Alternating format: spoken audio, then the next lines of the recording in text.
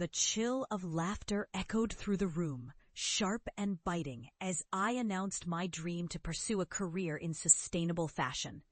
My family exchanged incredulous glances, while my friends smirked, their eyes glinting with mockery. "You'll never make a living from that," my father scoffed, shaking his head. "You should stick to something practical." The weight of their derision settled on my chest like a stone. I felt small, dwarfed by their expectations, yet the fire within me burned brighter. That night I lay awake, staring at the ceiling, the mocking words replaying in my mind. I could have crumbled, but instead I made a vow. I would prove them wrong. I began my journey with sheer determination. I enrolled in a fashion design program, absorbing everything I could about textiles, sustainability, and ethical production. I took on part-time jobs in local boutiques, learning the ropes of the industry while saving every penny to fund my vision. The first 2 years were grueling.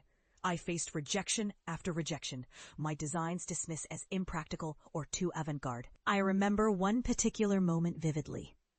A panel of industry veterans laughed when I suggested using recycled materials for high-end fashion. Their scorn felt like fire, but instead of retreating, I turned it into fuel. I spent nights sketching new designs, experimenting with fabrics sourced from thrift stores and textile waste. My once naive dream transformed into a relentless quest for innovation. I launched my first collection, Renew, with a meager budget of $5,000. The night of the launch was a blur of excitement and anxiety. When the first sale came through, a $300 purchase from a local boutique, I cried tears of disbelief. I was building something real. Within a year, my brand gained traction, and sales soared to $50,000. I secured a spot at a sustainable fashion expo, where my designs caught the attention of influential buyers. By the end of my 3rd year, I was not just an aspiring designer. I was the founder and CEO of a burgeoning company valued at $1 million. My dedication had paid off. I was featured in fashion magazines, invited to speak at industry conferences, and even recognized with the Emerging Designer of the Year award at the Global Sustainability Fashion Awards. Yet, the sweetest victory awaited me back home.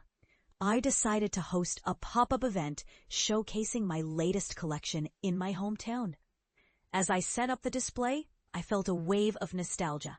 When the doors opened, I stood at the entrance, watching familiar faces drift in, eyes wide with disbelief. There was my father, standing at the back, arms crossed, brow furrowed in confusion. "Is that?" he murmured. As I walked up to him, a sense of calm washed over me. "Dad, remember that dream you mocked?" I gestured to the vibrant, eco-friendly garments hanging around us. "This is what it turned into." For a moment, silence hung thick in the air. Then his expression softened. "I didn't believe in you, but I see it now." His voice trembled as he pulled me into an embrace. The laughter, the rejection, the doubt, it all dissipated in that moment, replaced by the warmth of acceptance and pride. I had risen from the ashes of skepticism, and in that powerful encounter, I realized that I was no longer the underestimated dreamer. I was a force to be reckoned with, a testament to the truth that sometimes the loudest laughter precedes the most profound success.